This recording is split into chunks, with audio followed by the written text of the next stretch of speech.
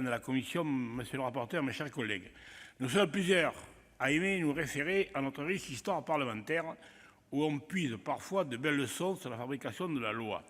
C'est le cas de la loi Bichet qui, après des débats très animés sur les modalités du démantèlement du monopole d'Hachette, a jeté dès 1947 les bases d'un système de distribution efficace ayant perduré jusqu'aujourd'hui par-delà les alternances politiques. À noter que Robert Bichet était un député de Seine-et-Oise qui n'était pas, comme beaucoup le pensaient, communiste, mais qui était MRP, et c'était l'époque, il faut dire, de l'esprit du programme du Conseil national de la résistance.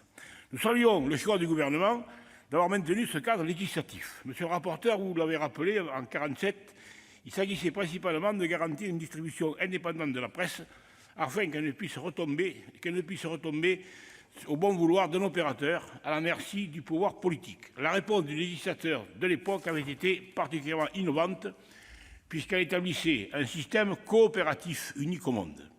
La question qui nous est posée aujourd'hui est légèrement différente. Elle vise à adapter économiquement ce système aux évolutions technologiques et à la diversification des modes d'information de nos concitoyens. En premier lieu, l'émergence de la télévision et d'Internet ont durablement affecté les ventes de titres de presse nationaux, la presse régionale réussissant à tirer son épingle du jeu.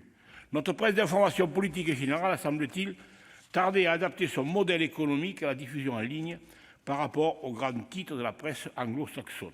En outre, les dysfonctionnements liés à la situation monopolistique de Presstalis ont aggravé le décalage entre le mode de vie des Français, où l'immédiateté tient désormais plus une place importante, et la livraison de titres papier, parfois perçus comme archaïques. Ces dysfonctionnements ne sont d'ailleurs pas sans conséquences économiques pour les points de vente qui quadrillent nos territoires.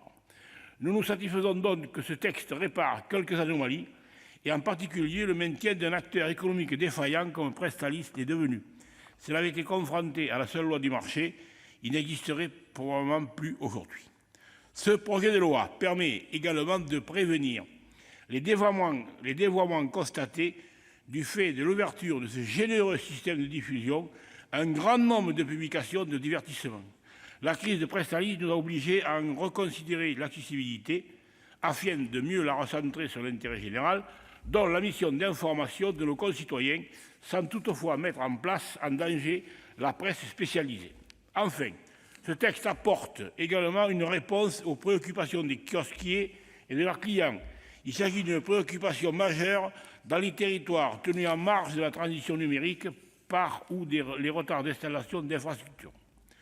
Nous nous félicitons également que, malgré l'ouverture à la concurrence du deuxième niveau, celui du diffuseur, et la remise à plat des modalités de régulation désormais confiées à l'Arcep, les grands principes de la loi Bichet ont été maintenus. Le groupe RDSE, notre collègue Françoise Laborde en particulier, s'était d'ailleurs attaché à ce que la garantie du pluralisme nécessaire à un débat d'idées équilibré figure désormais parmi les objectifs de l'Arcep. Il nous paraît en effet essentiel de faire entrer cette préoccupation dans le logiciel du nouveau régulateur afin qu'il puisse adapter ses pratiques dans ce nouveau champ de compétences qui s'ouvre à lui. Nous saluons donc le maintien de notre amendement. Nous nous réjouissons par ailleurs d'avoir été entendus sur les modalités de saisine en urgence de l'Arcep en cas de manquement à l'obligation de distribution d'un titre de presse. Sur un autre sujet, nous avons au contraire entendu les arguments concernant notre proposition, adoptée par le Sénat, de transformer l'avis simple du maire en avis conforme en cas d'installation de points de presse en zone commerciale.